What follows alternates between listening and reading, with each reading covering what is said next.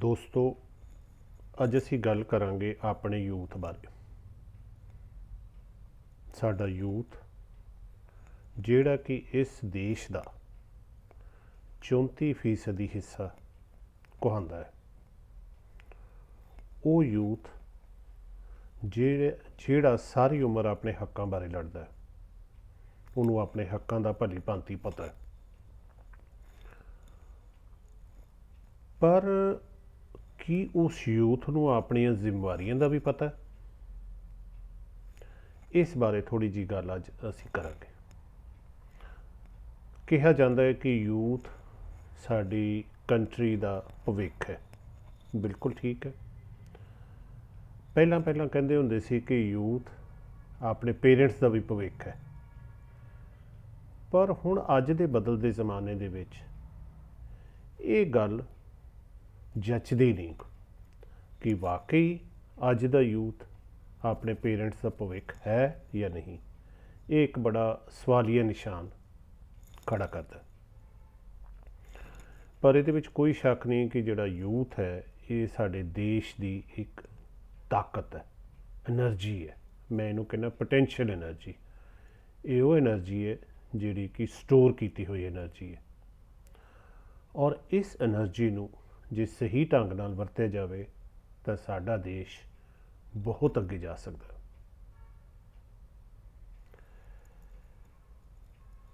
ਕੀ ਜ਼ਿੰਮੇਵਾਰੀਆਂ ਨੇ ਸਾਡੀ ਯੂਥ ਦੀਆਂ? ਸਭ ਤੋਂ ਪਹਿਲਾਂ ਆਪਾਂ ਗੱਲ ਕਰਦੇ ਹਾਂ ਕਿ ਆਪਣੇ ਘਰ ਦੇ ਆਲੇ ਦੁਆਲੇ ਰਹੀਏ।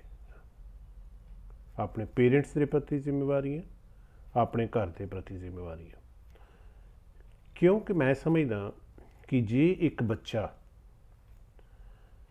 ਸ਼ੁਰੂ ਤੋਂ ਬਚਪਨ ਤੋਂ ਲੈ ਕੇ ਆਪਣੇ ਘਰ ਦੀ ਜ਼ਿੰਮੇਵਾਰੀਆਂ, ਆਪਣੇ ਪੇਰੈਂਟਸ ਦੇ ਪ੍ਰਤੀ ਜ਼ਿੰਮੇਵਾਰੀਆਂ ਦੇ ਪ੍ਰਤੀ ਸੁਚੇਤ ਰਹਿੰਦਾ ਹੈ ਤਾਂ ਉਹ ਅੱਗੇ ਚੱਲ ਕੇ ਆਪਣੀ ਜ਼ਿੰਦਗੀ ਦੇ ਵਿੱਚ ਹਰ ਤਰ੍ਹਾਂ ਦੀਆਂ ਜ਼ਿੰਮੇਵਾਰੀਆਂ ਨਿਭਾਉਣ ਦੇ ਕਾਬਲ ਹੋਊਗਾ। ਭਾਵੇਂ ਉਹ ਜ਼ਿੰਮੇਵਾਰੀ ਆਪਣੇ ਮੁਲਕ ਬਾਰੇ ਹੋਵੇ, ਭਾਵੇਂ ਆਪਣੇ ਲੋਕਾਂ ਪ੍ਰਤੀ ਬਾਰੇ ਹੋਵੇ, ਅਤੇ ਭਾਵੇਂ ਆਪਣੇ ਘਰ ਪ੍ਰਤੀ ਜਾਂ ਭਾਵੇਂ ਆਪਣੇ ਪੇਰੈਂਟਸ ਪ੍ਰਤੀ। ਕਿਉਂਕਿ ਇੱਕ ਐਜੂਕੇਸ਼ਨ ਜਿਹੜੀ ਹੈ ਉਹ ਪਹਿਲੀ ਮੁੱਢਲੀ ਐਜੂਕੇਸ਼ਨ ਆਪਣੇ ਘਰ ਤੋਂ ਸ਼ੁਰੂ ਹੁੰਦੀ ਹੈ। ਤਾਂ ਮੈਂ ਇੱਥੇ ਯੂਥ ਨੂੰ ਇਹ ਕਹੂੰਗਾ, ਹੁਣ ਮੈਂ ਯੂਥ ਦੇ ਨਾਲ ਗੱਲ ਕਰਦਾ ਕਿ ਕੀ ਤੁਸੀਂ ਕਦੀ ਇਹ ਸੋਚਿਆ ਕਿ ਮੈਂ ਆਪਣੇ ਪੇਰੈਂਟਸ ਨੂੰ ਕਿੰਨਾ ਪਿਆਰ ਕਰਦਾ? ਜੇ ਤੁਸੀਂ ਆਪਣੇ ਆਪ ਨੂੰ ਇਹ ਸਵਾਲ ਪੁੱਛੋ ਤਾਂ ਹਰ ਕੋਈ ਕਹੇਗਾ ਵੀ ਇਹਦੇ ਵਿੱਚ ਕੀ ਸ਼ੱਕ ਹੈ, ਮੈਂ ਤਾਂ ਬਹੁਤ ਪਿਆਰ ਕਰਦਾ। ਕੋਈ ਨਹੀਂ ਕਹੇਗਾ ਕਿ ਮੈਂ ਆਪਣੇ ਪੇਰੈਂਟਸ ਨੂੰ ਘੱਟ ਪਿਆਰ ਕਰਦਾ ਜਾਂ ਬਹੁਤ ਥੋੜ੍ਹਾ ਪਿਆਰ ਕਰਦਾ। ਹਰ ਇੱਕ ਬੰਦਾ ਕਹਿੰਦਾ ਕਿ ਮੈਂ ਪਿਆਰ ਕਰਦਾ। ਤਾਂ ਚਲੋ ਮੰਨ ਲਿਆ। ਫਿਰ ਦੂਸਰਾ ਸਵਾਲ ਇਹ ਉੱਠਦਾ ਹੈ ਕਿ ਕੀ ਤੁਹਾਨੂੰ ਆਪਣੇ ਪੇਰੈਂਟਸ ਦੀ ਇਕਨੋਮਿਕ ਕੰਡੀਸ਼ਨ ਦਾ ਪਤਾ ਹੈ?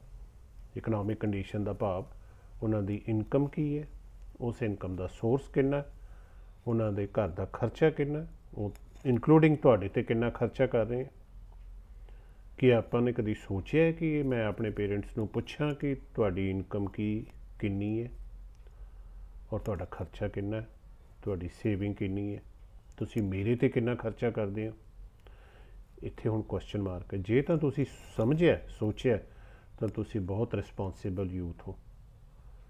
ਪਰ ਜੋ ਮੈਂ ਦੇਖਦਾ ਆ ਰਿਹਾ ਕਿ ਅੱਜ ਦਾ ਯੂਥ, ਉਹਨੂੰ ਕੋਈ ਕੰਸਰਨ ਨਹੀਂ ਕਿ ਉਹਦੇ ਪੇਰੈਂਟਸ ਦੀ ਇਕਨੋਮਿਕ ਕੰਡੀਸ਼ਨ ਕਿਹੋ ਜਿਹੀ ਹੈ। ਹਰ ਇੱਕ ਬੱਚਾ ਜਿਵੇਂ ਵੱਡਾ ਹੁੰਦੇ ਜਵਾਨ ਹੋ ਜਾਂਦਾ, ਉਹਦੀਆਂ ਡਿਮਾਂਡਸ ਵੱਧਦੀਆਂ ਜਾਂਦੀਆਂ।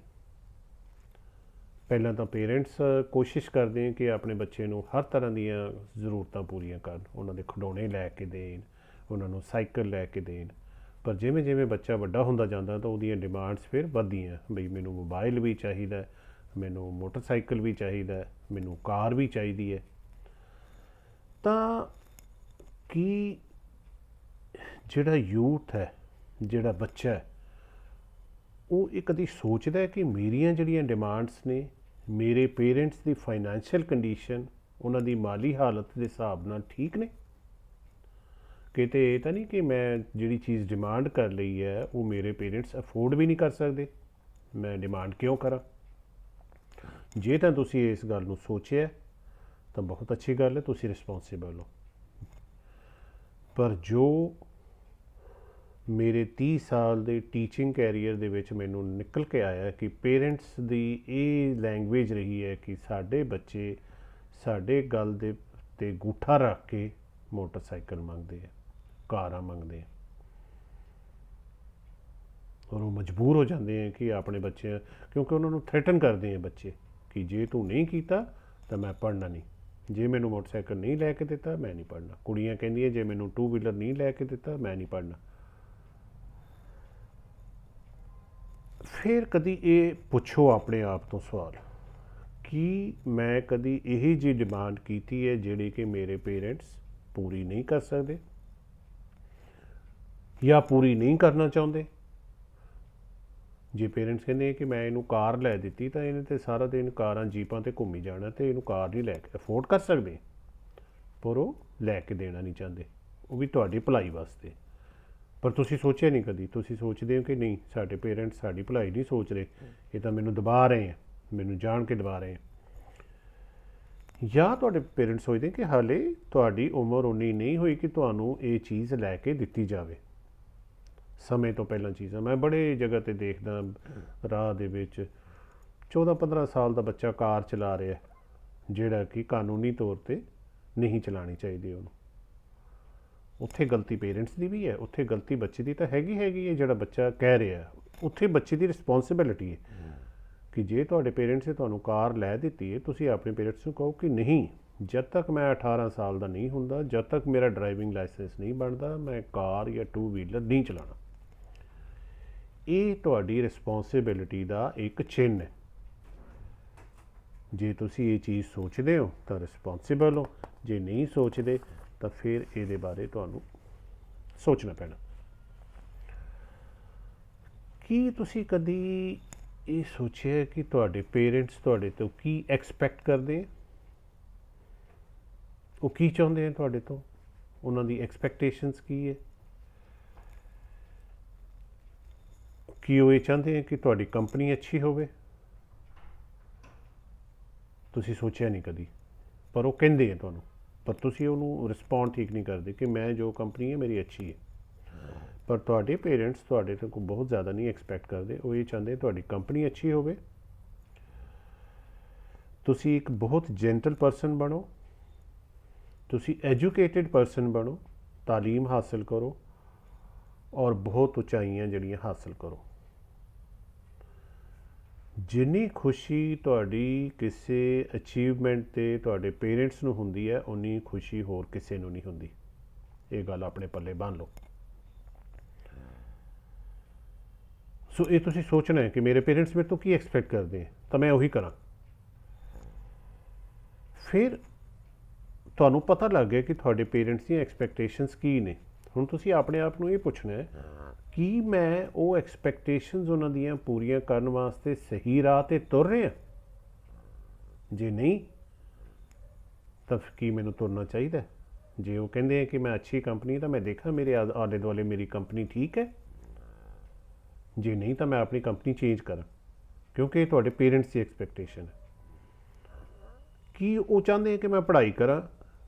ਕੀ ਮੈਂ ਸਹੀ ਤੌਰ 'ਤੇ ਪੜ੍ਹਾਈ ਕਰ ਰਿਹਾ? ਜੇ ਨਹੀਂ ਕਰ ਰਿਹਾ ਤਾਂ ਮੈਂ ਮਿਹਨਤ ਕਰਾਂ। ਪਰ ਪਹਿਲਾਂ ਤੁਸੀਂ ਸੋਚਣਾ ਕਿ ਤੁਹਾਡੇ ਪੇਰੈਂਟਸ ਇਹ ਐਕਸਪੈਕਟ ਕਰਦੇ ਤੁਹਾਡੇ ਤੋਂ, ਕਿਉਂਕਿ ਉਹ ਤੁਹਾਡਾ ਭਲਾ ਚਾਹੁੰਦੇ ਆ। ਉਹ ਆਪਣੇ ਬੱਚੇ ਨੂੰ ਉੱਪਰ ਦੇਖਣਾ ਚਾਹੁੰਦੇ ਆ, ਹਾਇਰ ਪੋਜੀਸ਼ਨ 'ਤੇ ਦੇਖਣਾ ਚਾਹੁੰਦੇ ਆ, ਅੱਛੀ ਜੌਬ ਦੇ ਵਿੱਚ ਦੇਖਣਾ ਚਾਹੁੰਦੇ ਆ, ਅੱਛੇ ਬਿਜ਼ਨਸ ਦੇ ਵਿੱਚ ਦੇਖਣਾ ਚਾਹੁੰਦੇ ਆ। ਫਿਰ ਤੁਸੀਂ ਇਹ ਵੀ ਸੋਚੋ, ਮੇਰੇ ਪੇਰੈਂਟਸ ਤਾਂ ਚਾਹੁੰਦੇ ਆ ਮੇਰੀ ਕੰਪਨੀ ਅੱਛੀ ਹੋਵੇ। ਹੁਣ ਮੈਨੂੰ ਪਤਾ ਮੇਰੀ ਕੰਪਨੀ ਅੱਛੀ ਹੈ ਜਾਂ ਮਾੜੀ ਹੈ। ਕੀ ਮੇਰੇ ਪੇਰੈਂਟਸ ਨੂੰ ਪਤਾ ਕਿ ਮੇਰੀ ਕੰਪਨੀ ਅੱਛੀ ਹੈ ਕਿ ਮਾੜੀ ਹੈ? ਉਹਨਾਂ ਨੂੰ ਪਤਾ ਹੋਣਾ ਚਾਹੀਦਾ। ਜੇ ਨਹੀਂ ਹੈ ਤਾਂ ਉਹਨਾਂ ਨੂੰ ਦੱਸੋ ਕਿ ਫਲਾਂ ਫਲਾਂ ਫਲਾਂ ਬੰਦਾ ਮੇਰੇ ਕੰਪਨੀ ਦੇ ਵਿੱਚ ਹੈ, ਮਾੜਾ ਵੀ ਹੈ ਚੰਗਾ ਵੀ ਹੈ। ਜਾਂ ਤੁਸੀਂ ਸੋਚਦੇ ਹੋ ਕਿ ਉਹ ਸਾਰੇ ਚੰਗੇ ਨੇ, ਤਾਂ ਤੁਹਾਡੇ ਪੇਰੈਂਟਸ ਤੁਹਾਨੂੰ ਦੱਸ ਸਕਦੇ ਆ ਕਿ ਫਲਾਂ ਬੱਚਾ ਅੱਛੀ ਕੰਪਨੀ ਨਹੀਂ ਹੈ ਬੇਟੇ, ਇਹਨੂੰ ਅਵੋਇਡ ਕਰੋ। ਉੱਥੇ ਫਿਰ ਤੁਹਾਨੂੰ ਉਹਨਾਂ ਦੀ ਗੱਲ ਮੰਨਣੀ ਚਾਹੀਦੀ ਹੈ। ਫਿਰ ਮੇਰੀਆਂ ਹੈਬਿਟਸ ਦੇ ਬਾਰੇ ਤੁਹਾਡੇ ਪੇਰੈਂਟਸ ਨੂੰ ਪਤਾ ਹੋਣਾ ਚਾਹੀਦਾ, ਜੋ ਤੁਹਾਡੀਆਂ ਹੈਬਿਟਸ। ਜੇ ਤੁਸੀਂ ਫਿਲਮਾਂ ਦੇਖਣ ਦੇ ਸ਼ੌਕੀਨ ਹੋ, ਤੁਹਾਡੇ ਪੇਰੈਂਟਸ ਨੂੰ ਪਤਾ ਹੋਣਾ ਚਾਹੀਦਾ, ਤਾਂ ਕਿ ਉਹ ਤੁਹਾਨੂੰ ਸਮੇਂ ਸਿਰ ਐਡਵਾਈਸ ਕਰ ਸਕਣ ਕਿ ਬੇਟੇ ਤੁਹਾਡੇ ਜਿਹੜੀ ਇਹ ਲਿਮਿਟ ਹੈ ਫਿਲਮ ਦੇਖਣ ਵਾਲੀ ਇਹ ਵੱਧ ਰਹੀ ਹੈ, ਇਹਨੂੰ ਘਟਾਓ। ਜਾਂ ਬੇਟੇ ਤੁਸੀਂ ਜ਼ਿਆਦਾ ਮੋਟਰਸਾਈਕਲ ਜਾਂ ਕਾਰ ਡਰਾਈਵ ਕਰ ਰਹੇ, ਇਹਨੂੰ ਘਟਾਓ। ਤੁਹਾਡੀ ਹੈਬਿਟਸ, ਤੁਹਾਡੇ ਪੇਰੈਂਟਸ ਨੂੰ ਵੀ ਪਤਾ ਹੋਣਾ ਚਾਹੀਦਾ ਕਿ ਤੁਹਾਡਾ ਕੀ ਗੋਲ ਹੈ ਲਾਈਫ ਦੇ ਵਿੱਚ, ਤੁਸੀਂ ਕੀ ਬਣਨਾ ਚਾਹੁੰਦੇ ਹੋ। ਫਿਰ ਤੁਸੀਂ ਦੇਖਣਾ ਕਿ ਕਦੀ ਤੁਸੀਂ ਹੁਣ ਤੁਹਾਨੂੰ ਇਹ ਪਤਾ ਲੱਗ ਗਿਆ ਤੁਹਾਡੇ ਪੇਰੈਂਟਸ ਦੀਆਂ ਐਕਸਪੈਕਟੇਸ਼ਨਸ ਕੀ ਨੇ, ਤੁਸੀਂ ਆਪਣੇ ਆਪ ਨੂੰ ਇਹ ਸਵਾਲ ਪੁੱਛੇ ਕਿ ਕੀ ਮੈਂ ਉਹਨਾਂ ਦੀਆਂ ਐਕਸਪੈਕਟੇਸ਼ਨਸ ਪੂਰੀਆਂ ਕਰਨ ਵਾਸਤੇ ਸਹੀ ਰਾਹ 'ਤੇ ਤੁਰ ਰਿਹਾ। ਫਿਰ ਤੁਸੀਂ ਇਹ ਕਹਿਣਾ ਕਿ ਕੀ ਮੈਂ ਆਪਣੇ ਪੇਰੈਂਟਸ ਨੂੰ ਅਸ਼ੋਰ ਕਰਾਇਆ ਕਦੀ ਕਿ ਤੁਸੀਂ ਫਿਕਰ ਨਾ ਕਰੋ, ਮੈਂ ਅੱਛੀ ਕੰਪਨੀ ਦੇ ਵਿੱਚ ਰਹੂੰਗਾ, ਮੈਂ ਅੱਛੀ ਪੜ੍ਹਾਈ ਕਰੂੰਗਾ ਅਤੇ ਮੈਂ ਅੱਛੀ ਨੌਕਰੀ ਲੈ ਕੇ ਜਾਂ ਅੱਛਾ ਕੰਮ ਕਰੂੰਗਾ, ਅੱਛੀ ਕਮਾਈ ਕਰੂੰਗਾ, ਤੁਸੀਂ ਚਿੰਤਾ ਨਾ ਕਰੋ, ਮੈਂ ਤੁਹਾਨੂੰ ਅਸ਼ੋਰ ਕਰਦਾ। ਸੋ ਇਹ ਤੁਸੀਂ ਕੀਤਾ ਕਦੀ? ਜੇ ਕੀਤਾ ਪੇਰੈਂਟਸ ਨੂੰ ਅਸ਼ੋਰ, ਵੈਰੀ ਗੁੱਡ, ਬਹੁਤ ਰਿਸਪੋਂਸੀਬਲ ਹੋ ਤੁਸੀਂ, ਔਰ ਤੁਸੀਂ ਹਮੇਸ਼ਾ ਜ਼ਿੰਦਗੀ ਦੇ ਵਿੱਚ ਕਾਮਯਾਬ ਰਹੋ। ਪਰ ਜੇ ਨਹੀਂ ਕੀਤਾ ਤਾਂ I am sorry to say ਕਿ ਇਹ ਨਾ ਹੋਵੇ ਕਿ ਤੁਹਾਨੂੰ ਅੱਗੇ ਜਾ ਕੇ ਪਛਤਾਉਣਾ ਪਵੇ। ਹੁਣ ਆ ਗਿਆ ਕਿ ਪੇਰੈਂਟਸ ਤੋਂ ਬਾਅਦ ਆਪਣਾ ਘਰ, ਆਪਣੇ ਘਰ ਪ੍ਰਤੀ ਤੁਹਾਡੀ ਜ਼ਿੰਮੇਵਾਰੀ। ਤੁਸੀਂ ਆਪਣੇ ਘਰ ਨੂੰ ਕਿੰਨਾ ਕੁ ਜਾਣਦੇ ਹੋ? ਜਾਣਨ ਤੋਂ ਭਾਵ ਵੀ ਮੇਰਾ ਘਰ ਕਿਵੇਂ ਬਣਿਆ, ਮੇਰਾ ਘਰ ਬਣਾਉਣ ਦੇ ਵਿੱਚ ਮੇਰੇ ਪੇਰੈਂਟਸ ਨੇ ਕੋਈ ਕਰਜ਼ਾ ਲਿਆ, ਜਾਂ ਮੇਰੇ ਪੇਰੈਂਟਸ ਘਰ ਦਾ ਖਰਚਾ ਚਲਾਉਣ ਵਾਸਤੇ ਕੀ ਹੀਲੇ ਕਰ ਰਹੇ ਹੈ। ਕੀ ਉਹਨਾਂ ਦੀ ਨੌਕਰੀ ਹੈ, ਨੌਕਰੀ ਤੋਂ ਇਨਕਮ ਸਫੀਸ਼ੈਂਟ ਹੈ, ਕਿ ਉਹ ਕਿਸੇ ਤੋਂ ਕਰਜ਼ਾ ਲੈ ਰਹੇ ਹੈ, ਜਾਂ ਕੀ ਉਹ ਆਪਣੇ 'ਤੇ ਸਰਫਾ ਕਰਕੇ ਆਪਣਾ ਖਰਚਾ ਘਟਾ ਕੇ ਤੁਹਾਡੀਆਂ ਡਿਮਾਂਡਸ ਪੂਰੀਆਂ ਕਰ ਰਹੇ ਨੇ। ਇਹ ਤੁਸੀਂ ਸੋਚਿਆ ਕਦੀ ਕਿ ਮੈਂ ਆਪਣੇ ਘਰ ਪ੍ਰਤੀ ਸੋਚਾਂ ਕਿ ਮੇਰਾ ਜਿਹੜਾ ਘਰ ਬਣਾਇਆ ਹੋਇਆ ਪੇਰੈਂਟਸ ਨੇ ਇਹਦੇ 'ਤੇ ਕੋਈ ਲੋਨ ਹੈ? ਕਿਉਂਕਿ ਜਦੋਂ ਤੁਸੀਂ ਇਹ ਸਵਾਲ ਪੁੱਛਦੇ ਹੋ ਤਾਂ ਤੁਹਾਡੇ ਮਨ ਦੇ ਵਿੱਚ ਰਿਸਪੌਂਸਿਬਿਲਟੀ ਆਪਣੇ ਆਪ ਆ ਜਾਂਦੀ ਹੈ ਕਿ ਨਹੀਂ, ਮੇਰੇ ਪੇਰੈਂਟਸ ਨੇ ਲੋਨ ਲੈ ਕੇ ਮਕਾਨ ਬਣਾਇਆ, ਮੇਰਾ ਫਰਜ਼ ਹੈ ਕਿ ਮੈਂ ਖਰਚੇ ਘਟਾਵਾਂ ਤਾਂ ਕਿ ਉਹ ਲੋਨ ਆਪਣਾ ਦੇ ਸਕਣ, ਕਿਉਂਕਿ ਇਹ ਘਰ ਫਿਰ ਮੇਰਾ ਵੀ ਘਰ ਹੈ। ਫਿਰ ਇਹੀ ਗੱਲ ਕਿ ਤੁਸੀਂ ਪੁੱਛਣਾ ਕਿ ਤੁਸੀਂ ਆਪਣੇ ਘਰ ਨੂੰ ਪਿਆਰ ਕਰਦੇ ਹੋ, ਤਾਂ ਹਰ ਕੋਈ ਕਹੇਗਾ ਹਾਂ ਮੈਂ ਆਪਣੇ ਘਰ ਨੂੰ ਪਿਆਰ ਕਰਦਾ, ਪਰ ਕਹਿਣਾ ਅਤੇ ਕਰਨਾ ਬਹੁਤ ਜ਼ਿਆਦਾ ਫਰਕ ਹੈ। ਪਿਆਰ ਕਰਨ ਦਾ ਕਹਿਣ ਨਾਲ ਪਿਆਰ ਨਹੀਂ ਹੁੰਦਾ, ਇਹ ਸਵਾਲ ਪੁੱਛਣ ਨਾਲ ਪਿਆਰ ਹੁੰਦਾ। ਜੇ ਤੁਸੀਂ ਪਹਿਲਾ ਸਵਾਲ ਪੁੱਛਿਆ, ਕਦੀ ਤੁਸੀਂ ਸੋਚਿਆ ਕਿ ਚਲੋ ਕੋਈ ਕਰਜ਼ਾ ਨਹੀਂ, ਠੀਕ ਹੈ, ਤੁਹਾਨੂੰ ਪਤਾ ਲੱਗ ਗਿਆ ਤੁਸੀਂ ਆਪਣੇ ਘਰ ਨੂੰ ਪਿਆਰ ਕਰਦੇ ਹੋ, ਤਾਂ ਤੁਸੀਂ ਫਿਰ ਜੇ ਪਿਆਰ ਕਰਦੇ ਹੋ ਤੁਸੀਂ ਕਦੀ ਸੋਚਿਆ ਕਿ ਮੈਂ ਆਪਣੇ ਪੇਰੈਂਟਸ ਨੂੰ ਦੇ ਨਾਲ ਹੈਲਪ ਕਰਾਂ ਕਿ ਆਪਣੇ ਘਰ ਨੂੰ ਹੋਰ ਖੂਬਸੂਰਤ ਬਣਾਵਾਂ। ਵੀ ਇੱਥੇ ਡਸਟਿੰਗ ਕਰਨੀ ਹੈ, ਅੱਜ ਇੱਥੇ ਥੋੜ੍ਹਾ ਜਿਹਾ ਟੁੱਟਿਆ ਹੋਇਆ ਉਹਨੂੰ ਮੈਂ ਠੀਕ ਕਰ ਦਿਆਂ, ਜਾਂ ਥੋੜ੍ਹਾ ਜਿਹਾ ਕਿਤੇ ਦੀਵਾਰ ਗੰਦੀ ਹੋਈ ਹੈ ਉਹਨੂੰ ਮੈਂ ਆਪਣੇ ਆਪ ਵਾਈਟ ਵਾਸ਼ ਕਰਾਂ। ਕਦੀ ਸੋਚਿਆ ਤੁਸੀਂ? ਨਹੀਂ ਸੋਚਿਆ ਨਾ। ਜ਼ਿਆਦਾਤਰ ਬੱਚੇ ਤਾਂ ਦੇਖੋ ਆਪਣੇ ਆਪ ਨੂੰ ਸਵਾਲ ਜਦੋਂ ਕਰਨਾ ਤਾਂ ਫਿਰ ਆਪਣੇ ਅੰਦਰੋਂ ਜਵਾਬ ਤਾਂ ਸਹੀ ਆਉਣਾ ਚਾਹੀਦਾ ਨਾ।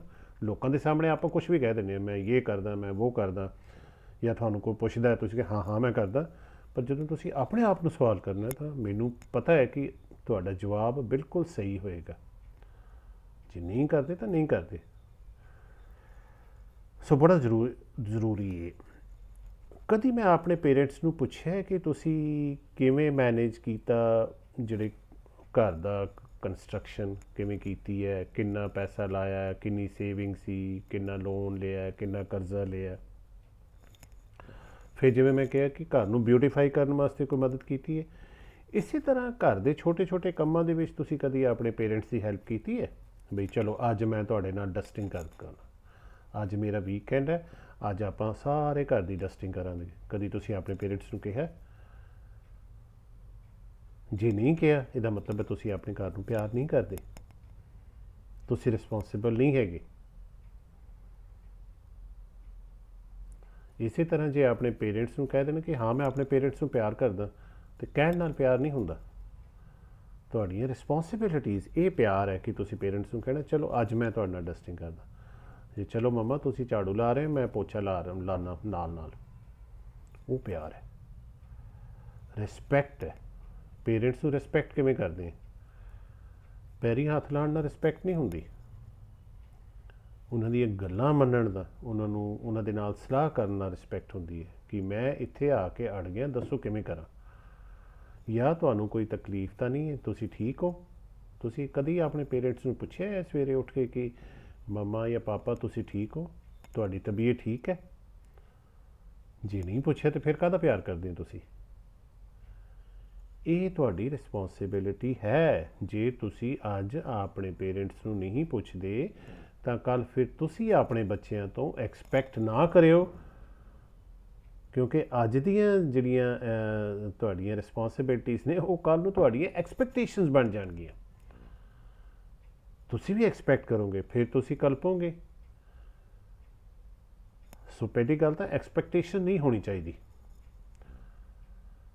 ਪਰ ਤੁਹਾਡੇ ਪੇਰੈਂਟਸ ਤੁਹਾਡੇ ਤੋਂ ਐਕਸਪੈਕਟ ਇਹ ਨਹੀਂ ਕਰਦੇ ਕਿ ਤੁਸੀਂ ਉਹਨਾਂ ਦੇ ਹਾਲ ਚਾਲ ਪੁੱਛੋ। ਉਹ ਐਕਸਪੈਕਟ ਕਰਦੇ ਕਿ ਤੁਸੀਂ ਚੰਗੇ ਰਾਹ 'ਤੇ ਚੱਲੋ, ਚੰਗੇ ਇਨਸਾਨ ਬਣੋ। ਪਰ ਤੁਹਾਡੀ ਰਿਸਪੌਂਸਿਬਿਲਿਟੀ ਹੈ ਕਿ ਜੇ ਤੁਸੀਂ ਕਹਿੰਦੇ ਹੋ ਕਿ ਮੈਂ ਆਪਣੇ ਪੇਰੈਂਟਸ ਨੂੰ ਪਿਆਰ ਕਰਦਾ ਜਾਂ ਕਰਦੀ ਹਾਂ, ਮੈਂ ਆਪਣੇ ਘਰ ਨੂੰ ਪਿਆਰ ਕਰਦਾ ਜਾਂ ਕਰਦੀ ਹਾਂ, ਤੁਸੀਂ ਕਦੀ ਕਿਸੇ ਆਪਣੇ ਭੈਣ ਭਰਾ ਨੂੰ, ਤੁਸੀਂ ਆਪਣੇ ਪੇਰੈਂਟਸ ਨੂੰ ਪੁੱਛਿਆ ਵੀ ਦੱਸੋ ਤੁਹਾਡੀ ਕੋਈ ਜ਼ਰੂਰਤ ਹੈ, ਮੈਂ ਤੁਹਾਡੇ ਵਾਸਤੇ ਕੁਝ ਕਰ ਸਕਦਾ, ਤੁਹਾਡੀ ਸਿਹਤ ਠੀਕ ਹੈ, ਤੁਸੀਂ ਅੱਜ ਉਦਾਸ ਕਿਉਂ? ਨਹੀਂ ਪੁੱਛਿਆ ਨਾ ਕਦੀ। ਸੋ ਇੱਥੋਂ ਪਤਾ ਲੱਗਦਾ ਹੈ ਕਿ ਆਪਾਂ ਆਪਣੇ ਪੇਰੈਂਟਸ ਨੂੰ ਕਿੰਨਾ ਪਿਆਰ ਕਰਦੇ ਹਾਂ।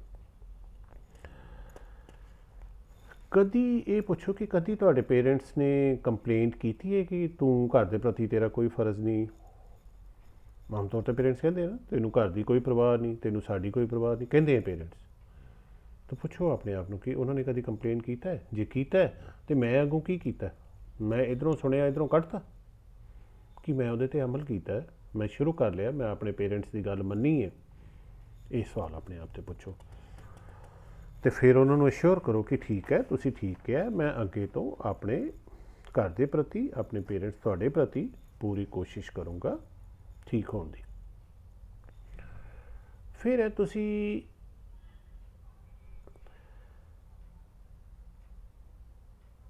ਅੱਜ ਦਾ ਜੇ ਯੂਥ ਦੇਖਿਆ ਜਾਵੇ ਤਾਂ ਉਹ ਸਟੀਰੀਓਟਾਈਪ ਯੂਥ ਹੈ। ਸਟੀਰੀਓਟਾਈਪ ਕੀ ਹੈ? ਈਜ਼ੀ ਗੋਇੰਗ ਹੈ, ਆਪਣੀ ਮਰਜ਼ੀ ਨਾਲ ਸੋਣਾ, ਆਪਣੀ ਮਰਜ਼ੀ ਨਾਲ ਉੱਠਣਾ, ਕੋਈ ਡਿਸਿਪਲਿਨ ਹੈ ਨਹੀਂ। ਜੋ ਸਿਆਣੇ ਨੇ ਕਿਹਾ ਸੀ, early to bed early to rise makes a man healthy wealthy and wise. ਆਪਾਂ ਉਹ ਭੁੱਲ ਚੁੱਕੇ ਹਾਂ ਨਾ। ਅਸੀਂ ਰਾਤ ਬੈਠੇ ਰਹਿੰਦੇ ਹਾਂ, ਆਪਣੇ ਆਲੇ ਦੁਆਲੇ ਇੱਕ ਵਰਚੁਅਲ ਦੁਨੀਆ ਬਣਾਈ ਹੋਈ ਹੈ, ਅਸੀਂ ਝੂਠੀ ਦੁਨੀਆ ਬਣਾਈ ਹੋਈ ਹੈ। ਉਹ ਝੂਠੀ ਦੁਨੀਆ ਕਾਹਦੀ ਹੈ? ਤੁਹਾਡਾ ਕੰਪਿਊਟਰ, ਤੁਹਾਡਾ ਮੋਬਾਈਲ, ਤੁਸੀਂ ਉਹ ਗੇਮਸ, ਇਲੈਕਟ੍ਰੋਨਿਕ ਗੇਮਸ ਖੇਡਦੇ ਆ, ਲਾਈਵ ਗੇਮਸ ਖੇਡਦੇ ਆ ਆਪਣੇ ਤੁਹਾਡਾ ਉਹ ਓਨੀ ਇੱਕ ਸਪੇਸ ਹੀ ਤੁਹਾਡੀ ਸਾਰੀ ਦੁਨੀਆ। ਤੁਹਾਨੂੰ ਕੋਈ ਫਿਕਰ ਨਹੀਂ ਕਿ ਤੁਹਾਡੇ ਪੇਰੈਂਟਸ ਉਸੇ ਘਰ ਦੇ ਵਿੱਚ ਬਿਮਾਰ ਹੈ, ਮਰਦੇ ਮਰ ਜਾਣ, ਕਿਉਂਕਿ ਤੁਹਾਡੇ ਕੰਨਾਂ ਦੇ ਵਿੱਚ ਲੱਗਿਆ ਹੋਇਆ ਈਅਰਫੋਨਸ, ਹੈੱਡਫੋਨਸ, ਔਰ ਤੁਸੀਂ ਆਪਣੀ ਗੇਮਾਂ ਖੇਡਣ ਦੇ ਵਿੱਚ ਮਸਤ ਹੋ। ਪੇਰੈਂਟਸ ਨੂੰ ਕੁਝ ਹੋ ਜਾਵੇ ਤੁਹਾਨੂੰ ਪਤਾ ਵੀ ਨਹੀਂ ਲੱਗਣਾ। ਔਰ ਅੱਜ ਕੱਲ੍ਹ ਇਹੋ ਜਿਹੀਆਂ ਬਿਮਾਰੀਆਂ ਨੇ, ਹਾਰਟ ਅਟੈਕ ਹੁੰਦਾ, ਬੰਦਾ ਮਿੰਟ ਦੇ ਵਿੱਚ ਚਲਾ ਜਾਏ। ਪਰ ਉਹੀ ਹਾਰਟ ਅਟੈਕ ਜੇ ਟਾਈਮ 'ਤੇ ਪਤਾ ਲੱਗ ਜਾਵੇ ਤਾਂ ਉਸ ਬੰਦੇ ਨੂੰ ਬਚਾਇਆ ਵੀ ਜਾ ਸਕਦਾ। ਪਰ ਸ਼ਾਇਦ ਤੁਹਾਡੇ ਕੋਲ ਇੰਨਾ ਟਾਈਮ ਨਹੀਂ ਹੋਏਗਾ, ਕਿਉਂਕਿ ਤੁਹਾਨੂੰ ਤਾਂ ਕੋਈ ਚਿੰਤਾ ਨਹੀਂ ਨਾ, ਤੇ ਸਾਡੀ ਰਿਸਪੌਂਸਿਬਿਲਿਟੀ ਨਹੀਂ। ਇਹ ਅੱਜ ਦਾ ਯੂਥ, ਜੋ ਅੱਜ ਦੇ ਸਟੀਰੀਓਟਾਈਪ ਯੂਥ ਹੈ, ਈਜ਼ੀ ਗੋਇੰਗ, ਜਿਹੜਾ ਕਿ ਕਦੀ ਹੋਣਾ ਨਹੀਂ ਚਾਹੀਦਾ। One should not be easy going. Career oriented, very good. ਜੇ ਤੁਸੀਂ ਕੈਰੀਅਰ ਓਰੀਐਂਟਡ ਹੈਗੇ ਹੋ ਤਾਂ ਅੱਛੀ ਗੱਲ ਹੈ, ਨਾਟ ਬੈਡ, ਹੋਣਾ ਚਾਹੀਦਾ ਬੰਦਾ। ਫਨ ਲਵਿੰਗ, ਬਿਲਕੁਲ ਫਨ ਕਰੋ ਵਿਦਿਨ ਲਿਮਿਟਸ। 24 ਘੰਟੇ ਨਹੀਂ ਕਿ 24 ਘੰਟੇ ਫਨ ਨਹੀਂ ਕਰੀ ਜਾਈਏ, ਆਪਣੀ ਪੜ੍ਹਾਈ ਨਾ ਕਰੀਏ, ਪੇਰੈਂਟਸ ਦਾ ਹੱਥ ਨਾ ਵਟਾਈਏ, ਪੇਰੈਂਟਸ ਦੀ ਮਦਦ ਨਾ ਕਰੀਏ, ਘਰ ਬਾਰੇ ਨਾ ਸੋਚੀਏ। ਆਪਣਾ ਫਰੈਂਡ ਸਰਕਲ ਉਹ ਵੀ ਵਰਚੁਅਲ ਦੁਨੀਆ, ਬਸ ਉਹਦੇ ਵਿੱਚ ਗੁਆਚੇ ਰਹੀਏ। ਸੋਸ਼ਲ ਮੀਡੀਆ ਦੇ ਵਿੱਚ ਜ਼ਿਆਦਾ ਇੰਟਰਸਟ ਹੈ, ਸੋਸ਼ਲ ਚੇਂਜ ਦੇ ਵਿੱਚ ਇੰਟਰਸਟ ਨਹੀਂ ਹੈ। ਅਸੀਂ ਨਹੀਂ ਚਾਹੁੰਦੇ ਕਿ ਅਸੀਂ ਬਸ ਸੋਸ਼ਲ ਮੀਡੀਆ ਚੈਟਿੰਗ ਕਰ ਲਾਂਗੇ, ਕਿਸੇ ਨੂੰ ਗਾਲਾਂ ਕੱਢ ਲਾਂਗੇ, ਫਾਊਲ ਲੈਂਗੁਏਜ ਵਰਤਾਂਗੇ। ਬਹੁਤ ਚੈਟਿੰਗ ਜਿਹੜੀ ਸੋਸ਼ਲ ਮੀਡੀਆ ਤੇ ਲੋਕਾਂ ਨੂੰ ਗਾਲਾਂ ਕੱਢਣੀਆਂ, ਆਪਣੇ ਡਿਸੀਜਨ ਦੇ ਦੇਣੇ, ਔਰ ਇੱਦਾਂ ਲੱਗਦਾ ਹੈ ਕਿ ਜੋ ਤੁਸੀਂ ਤਾਂ ਝੱਟ ਫੈਸਲਾ ਸੁਣਾਤਾ, ਤੁਹਾਨੂੰ ਗੱਲ ਦਾ ਪਤਾ ਵੀ ਨਹੀਂ ਹੁੰਦਾ ਪਰ ਝੱਟ ਫੈਸਲਾ ਨੈੱਟ 'ਤੇ ਸੁਣਾ ਦਿੰਦੇ ਹੋ ਕਿਉਂਕਿ ਤੁਹਾਨੂੰ ਫਰੀडम ਹੈ, ਯੂ ਕੈਨ ਰਾਈਟ ਐਨੀਥਿੰਗ। ਤੁਸੀਂ ਫਾਊਲ ਲੈਂਗੁਏਜ ਯੂਜ਼ ਕਰਦੇ ਹੋ ਔਰ ਉਹਦਾ ਨਤੀਜਾ ਇਹ ਹੁੰਦਾ ਹੈ ਕਿ ਉਹੀ ਫਾਊਲ ਲੈਂਗੁਏਜ ਤੁਸੀਂ ਫਿਰ ਆਪਣੇ ਪੇਰੈਂਟਸ 'ਤੇ ਵੀ ਵਰਤਦੇ ਆ। ਕੋਈ ਵੱਡੀ ਗੱਲ ਨਹੀਂ ਕਿ ਤੁਹਾਨੂੰ ਇਹੋ ਜਿਹੀ ਆਦਤ ਪਈ ਹੋਈ ਹੈ ਉਸ ਵਰਚੁਅਲ ਦੁਨੀਆ ਦੇ ਵਿੱਚ ਕਿ ਤੁਸੀਂ ਆਪਣੇ ਪੇਰੈਂਟਸ ਨੂੰ ਵੀ ਗਾਲੀ ਗਲੋਚ 'ਤੇ ਆ ਸਕਦੇ ਹੋ, ਆਉਂਦੇ ਵੀ ਹੈ। ਮੈਂ ਬਹੁਤ ਦੇਖੇ ਹੋਏ ਆ ਬੱਚੇ ਜਿਹੜੇ ਆਪਣੇ ਪੇਰੈਂਟਸ ਨੂੰ ਵੀ ਉਸੇ ਤਰ੍ਹਾਂ ਬਿਹੇਵ ਕਰਦੇ ਆ ਜਿਵੇਂ ਉਹ ਸੋਸ਼ਲ ਸਾਈਟਸ 'ਤੇ ਬਾਕੀਆਂ ਨਾਲ ਬਿਹੇਵ ਕਰਦੇ ਆ। ਕਦੀ ਸੋਚਿਆ ਜਦੋਂ ਤੁਸੀਂ ਇੱਦਾਂ ਕਰਦੇ ਹੋ ਤਾਂ ਤੁਹਾਡੇ ਪੇਰੈਂਟਸ 'ਤੇ ਕੀ ਬੀਤਦੀ ਹੈ? ਪੇਰੈਂਟਸ ਇਹ ਸੋਚਦੇ ਹੋਣਗੇ ਕਿ ਮੇਰੀ ਪਰਵਰਿਸ਼ ਦੇ ਵਿੱਚ ਕਿਤੇ ਕਮੀ ਰਹਿ ਗਈ ਕਿ ਮੇਰਾ ਬੱਚਾ ਇਸ ਤਰ੍ਹਾਂ ਮੇਰੇ ਨਾਲ ਬਿਹੇਵ ਕਰ ਰਿਹਾ। So this is not good. Social change ਲਿਆਓ। ਜੇ ਕੋਈ ਗਲਤ ਕਰ ਰਿਹਾ ਤੇ ਉਹਨੂੰ ਕੋਸ਼ਿਸ਼ ਕਰੋ ਕਿਸੇ ਤਰੀਕੇ ਦੇ ਨਾਲ ਸੁਸਾਇਟੀ ਦੇ ਵਿੱਚ ਇੱਕ ਚੇਂਜ ਲਿਆਓ, ਸੁਸਾਇਟੀ ਦੀਆਂ ਈਵਲਸ ਨੂੰ ਖਤਮ ਕਰਨ ਦੀ ਕੋਸ਼ਿਸ਼ ਕਰੋ। ਤੁਹਾਨੂੰ ਕੀ ਮਿਲਦਾ ਸੋਸ਼ਲ ਮੀਡੀਆ ਦੇ ਵਿੱਚ? ਯੂਜ਼ਫੁਲ ਹੈ, ਬਿਲਕੁਲ ਯੂਜ਼ਫੁਲ ਹੈ, ਪਰ ਅਸੀਂ ਉਹਨੂੰ ਪ੍ਰੋਵਾਈਡਡ ਕਿ ਉਹਨੂੰ ਆਪਣੇ ਲੋੜ ਦੇ ਅਨੁਸਾਰ ਵਰਤੀਏ। ਗੂਗਲ ਹੈ, ਡਰਥ ਆਫ ਇਨਫੋਰਮੇਸ਼ਨ, ਦੁਨੀਆ ਕੋਈ ਡਰਥ ਨਹੀਂ ਹੈ ਇਨਫੋਰਮੇਸ਼ਨ ਦੀ, ਦੁਨੀਆ ਭਰ ਦੀ ਇਨਫੋਰਮੇਸ਼ਨ ਪਈ ਹੋਈ ਹੈ। ਆਦਤ ਪੈ ਚੁੱਕੀ ਸਾਨੂੰ, ਹੁਣ ਮਾੜੀ ਜੀ ਕੋਈ ਗੱਲ ਹੋਵੇ ਝੱਟ ਗੂਗਲ 'ਤੇ ਸਾਨੂੰ ਪਤਾ ਲੱਗ ਜਾਂਦਾ। Good, tip of your fingers 'ਤੇ ਪਈ ਹੈ ਇਨਫੋਰਮੇਸ਼ਨ। ਬਟ ਦੈਟ ਡਜ਼ਨਟ ਮੀਨ ਕਿ ਤੁਹਾਨੂੰ ਨੌਲੇਜ ਹੋ ਗਈ। ਇਨਫੋਰਮੇਸ਼ਨ ਅਤੇ ਨੌਲੇਜ ਦੇ ਵਿੱਚ ਫ਼ਰਕ ਹੈ। ਸੋਸ਼ਲ ਨੈਟਵਰਕਿੰਗ ਜਾਂ ਕਹਿ ਲਓ ਨੈਟਵਰਕਿੰਗ ਤੁਹਾਨੂੰ ਇਨਫੋਰਮੇਸ਼ਨ ਦੇ ਸਕਦੀ, ਤੁਹਾਨੂੰ ਨੌਲੇਜ ਨਹੀਂ ਦਿੰਦੀ। ਨੌਲੇਜ ਤੁਹਾਨੂੰ ਪੇਰੈਂਟਸ ਜਾਂ ਫਿਰ ਟੀਚਰ, ਫਿਰ ਕਿਉਂਕਿ ਨੌਲੇਜ ਘਰੋਂ ਸ਼ੁਰੂ ਹੁੰਦੀ ਹੈ, ਫਿਰ ਟੀਚਰ 'ਤੇ, ਜਿਹਨੂੰ ਅਸੀਂ ਘਰੋਂ ਜਿਹੜੀ ਨੌਲੇਜ ਮਿਲਦੀ ਉਹਨੂੰ ਸੰਸਕਾਰ ਕਹਿੰਦੇ ਹਾਂ। ਉਹ ਸੰਸਕਾਰ ਤੁਹਾਨੂੰ ਮਿਲਦੇ ਹੈ, ਸਾਰੇ ਪੇਰੈਂਟਸ ਦਿੰਦੇ ਹੈ। ਕੋਈ ਪੇਰੈਂਟਸ ਨਹੀਂ ਚਾਹੁੰਦਾ ਕਿ ਮੇਰਾ ਬੱਚਾ ਗੰਦੇ ਸੰਸਕਾਰ, ਗਲਤ ਸੰਸਕਾਰ ਲੈ ਕੇ ਵੱਡਾ ਹੋਵੇ, ਪਰ ਇਹ ਤੁਹਾਡੇ ਤੱਕ ਹੈ ਕਿ ਤੁਸੀਂ ਉਹ ਸੰਸਕਾਰ ਕੈਰੀ ਕਰਦੇ ਹੋ ਕਿ ਨਹੀਂ ਕਰਦੇ। ਸੋ ਤੁਸੀਂ ਇਹ ਸੋਚਣਾ ਕਿ ਸੋਸ਼ਲ ਮੀਡੀਆ 'ਤੇ ਮੈਂ ਕਿੰਨਾ ਟਾਈਮ ਲਾ ਰਿਹਾ, ਸੋਸ਼ਲ ਸਾਈਟਸ 'ਤੇ ਕੀ ਮੈਂ ਅਨਨੈਸੈਸਰਲੀ ਆਪਣਾ ਸਮਾਂ ਤਾਂ ਨਹੀਂ ਜ਼ਾਇਆ ਕਰ ਰਿਹਾ? ਕੀ ਮੇਰਾ ਉਹ ਜਿਹੜੀ ਸਰਫਿੰਗ ਹੈ ਨੈਟਵਰਕ ਦੀ, ਮੇਰੀ ਸਟੱਡੀਜ਼ ਦੇ ਕੋਸਟ ਤਾਂ ਨਹੀਂ ਕਿਤੇ, ਮੇਰੀ ਸਟੱਡੀ ਤਾਂ ਨਹੀਂ ਖਰਾਬ ਹੋ ਰਹੀ, ਮੇਰੀ ਸਟੱਡੀ ਤਾਂ ਨਹੀਂ ਜ਼ਾਇਆ ਹੋ ਰਹੀ? ਸੋ ਮੈਂ ਇੱਥੇ ਇਹ ਕਹੂੰਗਾ ਕਿ ਸੋਸ਼ਲ ਨੈਟਵਰਕਿੰਗ ਠੀਕ ਹੈ, ਫਰੀडम ਆਫ ਸਪੀਚ ਹੈ, ਤੁਸੀਂ ਸੈਲਫ ਮੇਡ ਡਿਸੀਜਨਸ ਝੱਟ ਦੇ ਦਿੰਦੇ ਆ, ਜਦਕਿ ਤਜਰਬਾ ਸਮੇਂ ਦੇ ਨਾਲ ਨਾਲ ਆਉਂਦਾ। ਬਿਨਾਂ ਤਜਰਬੇ ਦੇ ਕੋਈ ਡਿਸੀਜਨ ਕਿਸੇ ਬਾਰੇ ਦੇਣਾ ਬਹੁਤ ਗਲਤ ਹੈ। ਸੋ ਅੱਜ ਦੀ ਡੇਟ ਵਿੱਚ ਮੈਂ ਦੇਖ ਰਿਹਾ ਸੋਸ਼ਲ ਸਾਈਟਸ, ਜਿਹਨੂੰ ਦੇਖੋ ਆਪਣੇ ਵਿਊਜ਼ ਦੇਈ ਜਾਂਦਾ, ਜਿਹਨੂੰ ਦੇਖੋ ਆਪਣੇ ਵਿਊਜ਼ ਦੇ ਰਿਹਾ, ਐਜ਼ ਇਫ ਕਿ ਉਹੀ ਹੈ ਸੁਪਰੀਮ ਕੋਰਟ ਦਾ ਜੱਜ ਜਿਹੜਾ ਫੈਸਲਾ ਸੁਣਾ ਰਿਹਾ। ਸੋ ਮਿਸਯੂਜ਼ ਆਫ ਸੋਸ਼ਲ ਸਾਈਟ ਮੈਂ ਕਹੂੰਗਾ। ਫਾਊਲ ਲੈਂਗੁਏਜ, ਫੇਕ ਲੈਂਗੁਏਜ ਦਾ, ਜਿਵੇਂ ਯੂ ਪੂਰਾ ਨਹੀਂ ਲਿਖਣਾ, ਯੂ ਪਾ ਦੇਣਾ ਇਕੱਲਾ, YOU ਨਹੀਂ ਲਿਖਣਾ, ਇਹਨੂੰ ਫੇਕ ਲੈਂਗੁਏਜ ਹੈ। ਬ੍ਰਦਰ ਨੂੰ ਬਰੋ ਕਹਿ ਦੇਣਾ। ਸੋ ਇੱਥੇ ਮੇਰੀ ਐਡਵਾਈਸ ਹੈ ਕਿ ਇਸ ਯੂਥ ਨੂੰ ਕਿ ਸਮੇਂ ਦੀ ਕੀਮਤ ਨੂੰ ਸਮਝੋ। ਸਮੇਂ ਦਾ ਮੁੱਲ ਹੈ, ਬਹੁਤ ਵੈਲਿਊਏਬਲ ਹੈ ਟਾਈਮ। ਜਿਹੜਾ ਟਾਈਮ ਖੁੰਝ ਗਿਆ ਇਹ ਮੁੜ ਕੇ ਹੱਥ ਨਹੀਂ ਆਉਣਾ। ਇੱਕ ਸਟੇਜ 'ਤੇ ਮੈਂ ਬਹੁਤ ਬੱਚੇ ਦੇਖੇ ਆ ਪਛਤਾਉਂਦੇ ਕਿ ਕਾਸ਼ ਮੈਂ ਫੇਸਬੁੱਕ ਨਾ ਵਰਤਿਆ ਹੁੰਦਾ, ਮੈਂ ਹੋਰ ਟਾਈਮ ਆਪਣੀ ਸਟੱਡੀਜ਼ 'ਤੇ ਦਿੱਤਾ ਹੁੰਦਾ ਤਾਂ ਅੱਜ ਮੇਰੀ ਹਾਲਤ ਇਹ ਨਾ ਹੁੰਦੀ। ਡਿਸਿਪਲਿਨ ਯੂਥ ਦੇ ਵਿੱਚ ਬਹੁਤ ਇੰਪੋਰਟੈਂਟ ਹੈ, ਔਰ ਡਿਸਿਪਲਿਨ ਦਾ ਮਤਲਬ ਇਹ ਨਹੀਂ ਹੈ ਕਿ ਤੁਸੀਂ ਸਾਵਧਾਨ ਹੋ ਕੇ ਰਹਿਣਾ। ਡਿਸਿਪਲਿਨ ਦਾ ਮਤਲਬ ਹੈ ਆਪਣਾ ਇੱਕ ਸ਼ਡਿਊਲ, ਵੀ ਇੰਨੇ ਵਜੇ ਮੈਂ ਪੜ੍ਹਾਈ ਕਰਨੀ ਹੈ, ਇੰਨੇ ਵਜੇ ਮੈਂ ਨੈਟਵਰਕਿੰਗ ਕਰਨੀ ਹੈ, ਫਨ ਵੀ ਕਰਨਾ, ਗੇਮ ਵੀ ਖੇਡਣੀ ਹੈ, ਪਰ ਇੰਨੇ ਵਜੇ ਮੈਂ ਸੌਂ ਵੀ ਜਾਣਾ ਕਿਉਂਕਿ ਸਵੇਰੇ ਮੈਂ ਇੰਨੇ ਵਜੇ ਉੱਠਣਾ ਔਰ ਮੇਰੀਆਂ ਕਲਾਸਿਸ ਹੈ, ਮੇਰਾ ਹੋਮਵਰਕ ਹੈ, ਔਰ ਦਿਸ ਦੈਟ। ਇਹਨੂੰ ਡਿਸਿਪਲਿਨ ਕਹਿੰਦੇ। ਮੈਂ 10 ਮਿੰਟ ਆਪਣੇ ਪੇਰੈਂਟਸ ਕੋਲ ਵੀ ਬੈਠਣਾ ਉਹਨਾਂ ਦਾ ਹਾਲ ਚਾਲ ਵੀ ਪੁੱਛਣਾ, ਉਹਨਾਂ ਦੇ ਰਿਸ਼ਤੇਦਾਰਾਂ ਦਾ ਵੀ ਪੁੱਛਣਾ, ਉਹਨਾਂ ਦੀਆਂ ਜ਼ਰੂਰਤਾਂ ਵੀ ਦੇਖਣੀਆਂ, ਕੋਈ ਸਾਗ ਸਬਜ਼ੀ ਤਾਂ ਨਹੀਂ ਲਿਆਣੀ। ਫਿਰ ਕੋਈ ਵੀ ਐਕਸ਼ਨ ਕਰਨ ਤੋਂ ਪਹਿਲਾਂ ਹਮੇਸ਼ਾ ਸੋਚੋ, ਨਾਪ ਤੋਲ ਕੇ ਗੱਲ ਕਰੋ, ਕਿਉਂਕਿ ਇੱਕ ਵਾਰੀ ਮੂੰਹ ਦੇ ਵਿੱਚੋਂ ਨਿਕਲੇ ਲਫ਼ਜ਼ ਫਿਰ ਵਾਪਸ ਨਹੀਂ ਆਉਂਦੇ। ਔਰ ਜੇ ਤੁਸੀਂ ਗਲਤ ਲੈਂਗੁਏਜ ਯੂਜ਼ ਕਰ ਲਈ ਤਾਂ ਉਹ ਡੈਮੇਜ, ਉਹ ਨੁਕਸਾਨ ਕਦੀ ਪੂਰਾ ਨਹੀਂ ਹੁੰਦਾ, ਇਰੀਵਰਸੀਬਲ ਹੈ, ਉਹਨੂੰ ਰਿਵਰਸ ਨਹੀਂ ਕਰ ਸਕਦੇ। ਆਪਣਿਆਂ ਤੋਂ ਵੱਡਿਆਂ ਦੀ ਇੱਜ਼ਤ ਕਰੋ, ਭਾਵੇਂ ਤੁਹਾਡੇ ਤੋਂ 1 ਸਾਲ ਵੀ ਕੋਈ ਵੱਡਾ, ਉਹਦੀ ਰਿਸਪੈਕਟ ਕਰੋ। ਪੇਰੈਂਟਸ ਦੀ ਰਿਸਪੈਕਟ ਕਰੋ। ਔਰ ਰਿਸਪੈਕਟ ਦਾ ਮਤਲਬ ਮੈਂ ਉਹੀ ਨਹੀਂ ਕਿਹਾ ਕਿ ਸਤਿ ਸ਼੍ਰੀ ਅਕਾਲ ਅਤੇ ਪੈਰੀਂ ਪੈਨਾ ਨਹੀਂ ਕਰਨਾ। ਉਹਨਾਂ ਨੂੰ, ਉਹਨਾਂ ਦੇ ਕੋਲ ਬੈਠਣਾ, ਪੇਰੈਂਟਸ ਕੋਲ, ਉਹਨਾਂ ਦਾ ਦੁੱਖ ਦਰਦ ਵੰਡਾਉਣਾ, ਉਹਨਾਂ ਨੂੰ ਪੁੱਛਣਾ ਕਿ ਤੁਹਾਨੂੰ ਕੋਈ ਤਕਲੀਫ ਤਾਂ ਨਹੀਂ ਹੈ, ਮੈਂ ਤੁਹਾਡਾ ਕੋਈ ਕੰਮ ਕਰ ਸਕਦਾ, ਕੁਛ ਲਿਆਉਣ ਵਾਲਾ ਤਾਂ ਨਹੀਂ ਹੈ ਬਾਜ਼ਾਰੋਂ। ਇਹ ਪੇਰੈਂਟਸ ਨੂੰ ਇੰਨਾ ਵੀ ਕਰ ਲਓਗੇ ਤੇ ਉਹ ਇੰਨੇ ਵਿੱਚ ਹੀ ਬੜੇ ਖੁਸ਼ ਹੋ ਜਾਂਦੇ ਆ। ਔਰ ਇਹੀ ਰਿਸਪੈਕਟ ਹੈ। ਟੀਚਰਸ, ਟੀਚਰ ਰਿਸਪੈਕਟ ਵੀ ਇਹੀ ਹੈ ਕਿ ਟੀਚਰ ਨੂੰ ਗੁਰੂ ਸਮਝੋ।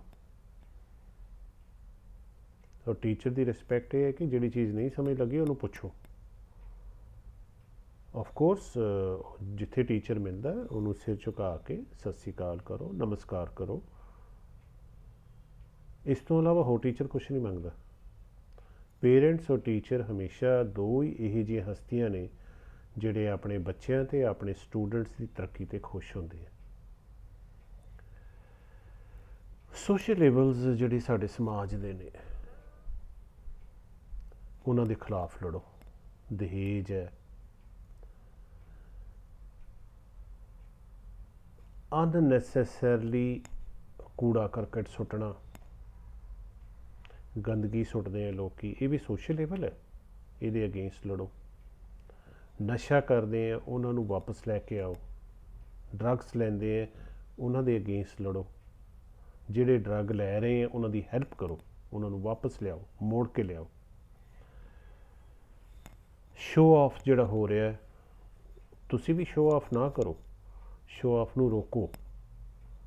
ਜੇ ਆਪਾਂ ਸ਼ੋਅ ਆਫ ਕਰਦੇ ਹਾਂ, ਅਮੀਰ ਜਿਨ੍ਹਾਂ ਕੋਲ ਪੈਸਾ ਹੈਗਾ, ਜੇ ਅਸੀਂ ਸ਼ੋਅ ਆਫ ਕਰਾਂਗੇ ਤਾਂ ਗਰੀਬ ਸਾਡੀ ਰੀਸ ਕਰਦਾ, ਉਹ ਰੀਸ ਕਰਦਾ, ਫਿਰ ਕਰਜ਼ਾ ਲੈਂਦਾ, ਕਰਜ਼ਾ ਲੈਂਦਾ ਅਤੇ ਮਰਦਾ।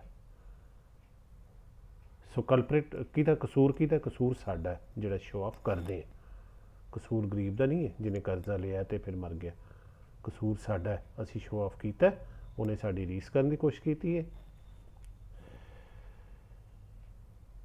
ਲੋਕਾਂ ਦੇ ਵਿੱਚ ਜਿਹੜੀ ਡਿਸਕ੍ਰਿਮੀਨੇਸ਼ਨ ਹੈ ਧਰਮ ਦੇ ਨਾਂ 'ਤੇ, ਜਾਤੀ ਦੇ ਨਾਂ 'ਤੇ, ਦੌਲਤ ਦੇ ਨਾਂ 'ਤੇ, ਅਮੀਰ ਗਰੀਬ ਦੇ ਡਿਵਾਈਡ, ਕਾਸਟਿਜ਼ਮ ਦਾ ਡਿਵਾਈਡ, ਰਿਲੀਜਨਸ ਦਾ ਡਿਵਾਈਡ, ਇਹ ਡਿਵਾਈਡ ਨੂੰ ਖ਼ਤਮ ਕਰੋ, ਇਹਦੇ ਅਗੇਂਸਟ ਫਾਈਟ ਕਰੋ,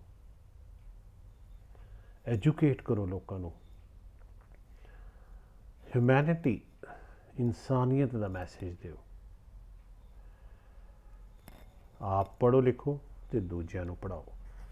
ਇਹ ਕੁਛ ਮੇਰੇ ਨਸੀਹਤਾਂ ਸੀਗੀਆਂ।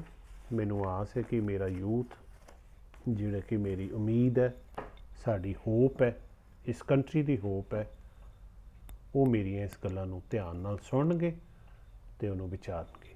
Thank you very much.